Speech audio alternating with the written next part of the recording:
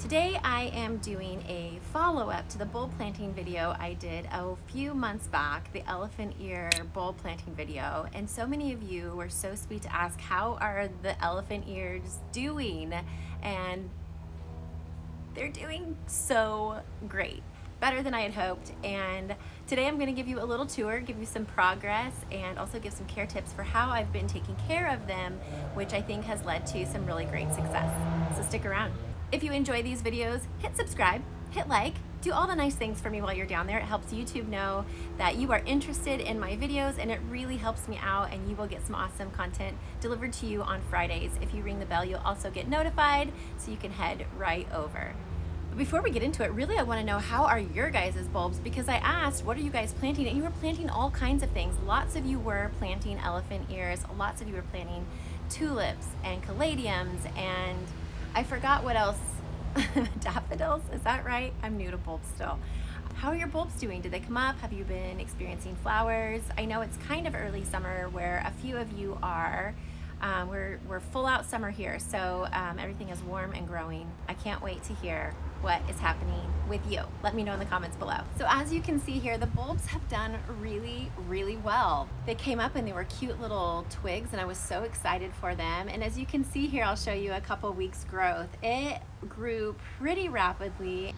You guys, check it out. It's so exciting to me. Oh wow, my gosh, we're so excited. Oh, careful, careful, careful. How cute. Update. I mean, these leaves are so big. This one's about to unfurl. They're getting pretty tall, and there's new leaves coming out.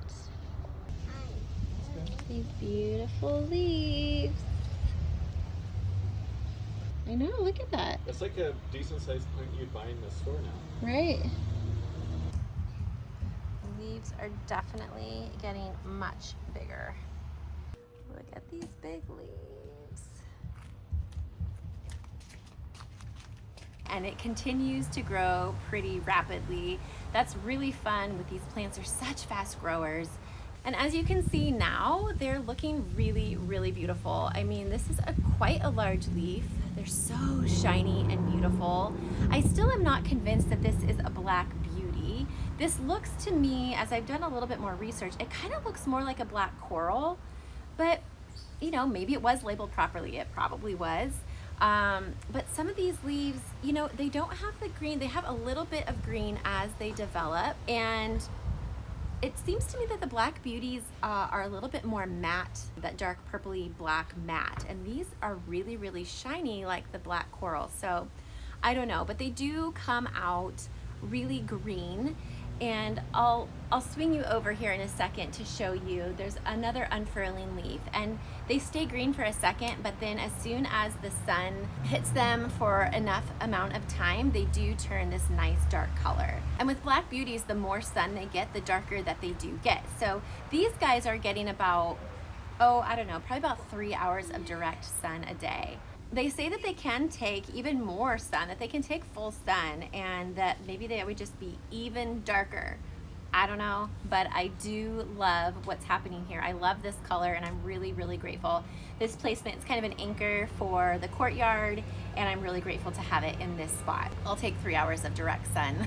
I don't get very much direct sun, so I'm glad that I could find a spot that could get some. So when I planted the bulb, I planted it only just about an inch and a half underneath the soil, and I didn't water it heavily. I did go with the Vinca. I don't know if you guys remember. I'll show you here. The Vinca has come in nicely.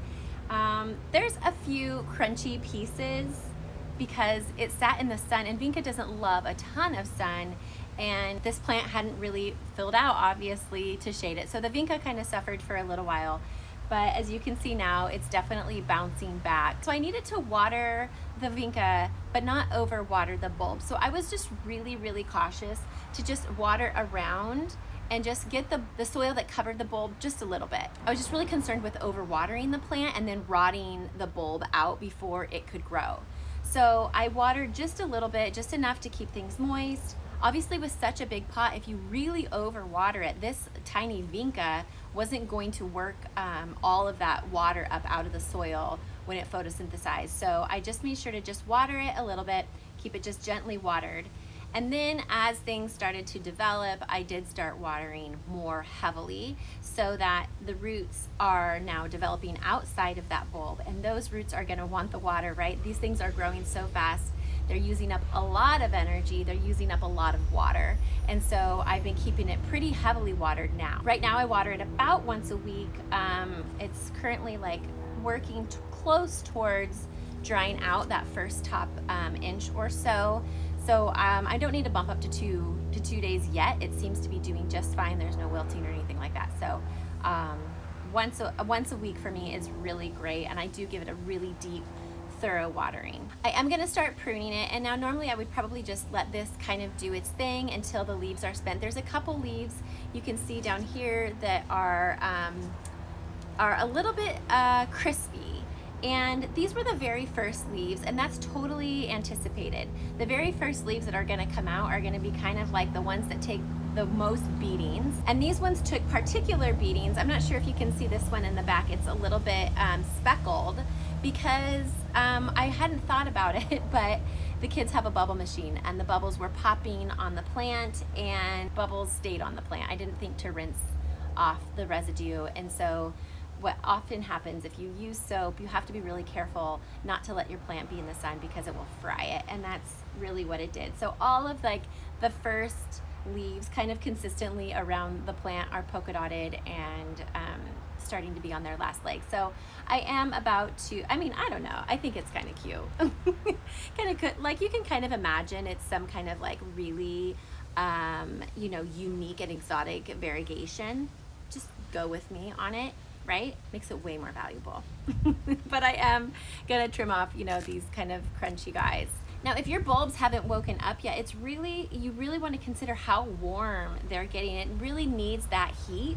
And I think that that's why mine came up so rapidly, as we have had a lot of warm temperatures. The soil, I wasn't thrilled that it was going to be in a terracotta pot. I'm really concerned about it, especially as it becomes a larger plant and uses more water. I was really concerned that the terracotta would be too drying. The terracotta does absorb some of the moisture and pull it away from the soil. So soil in terracotta tends to dry out more rapidly than in plastic. So I had kind of hoped to plant it in plastic because these guys do like more damp soil, but you know, we use what we've got and we modify. So I'm just gonna be keeping my eyes on it. But for the most part, it hasn't dried out as much as I thought it would. So I think the terracotta was, you know, a fine choice. But that reminds me, because I did have a conversation recently with a friend, and she lives in a very hot climate where it easily gets over 100 degrees during the day. And she said that she's having a problem with terracotta cooking the roots, basically, like baking it like an oven. And we kind of worked out a solution that worked well for her. She's just watering the pot down well. You know, as she waters, she goes out and makes sure that the pot itself is holding moisture. So you might want to consider that if you have terracotta and you live in a really hot climate, hosing down the terracotta can be very helpful to you, as well as just maybe choosing a different medium. But even in really hot climates, a plastic can still keep that heat in, and so you just want to really be watching it and maybe cooling it off with some cold water. Overall, I'm really excited and really happy with the way that the bulb planting session has gone. I mean, it was obviously a success. I definitely have gotten a nice big plant out of this. It's gonna get much bigger. The package said maybe between 3 and 5 feet, so that's gonna be quite, I mean, we're looking at 1.5 feet right now, so at least double, and that makes me really excited. It's gonna be looking so great here by, you know, another month or two,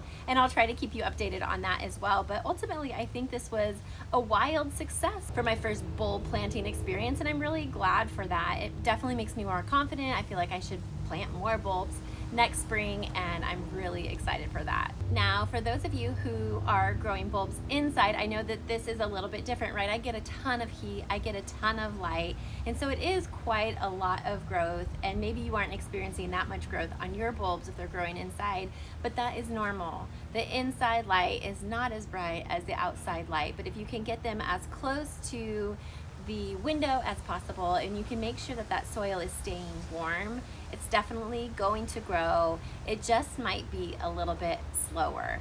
Now, be careful not to overwater your bulbs. You don't want them to rot. A friend of mine had the same experience where she put all of hers in the ground and ended up watering her other plants, and the bulbs just didn't make it. They just rotted out. So you want to be careful, but then of course you need to bump up the water once they start growing, because they are developing roots, and they need that water. You guys, thank you so much for caring about how my Black Beauties are doing. Thanks for sticking around and watching the update. I'm really excited, obviously, and I hope your bulbs are doing well. I hope that it was a wild success for you as well. This community is so awesome. You guys are so caring and so wonderful. If you haven't yet, you can follow me over on Instagram. I've got stuff happening throughout the week, and there's just a great plant community there on Instagram. And if you haven't subscribed, go ahead and subscribe now, and I will see you guys next week. Thanks so much, you guys. Bye.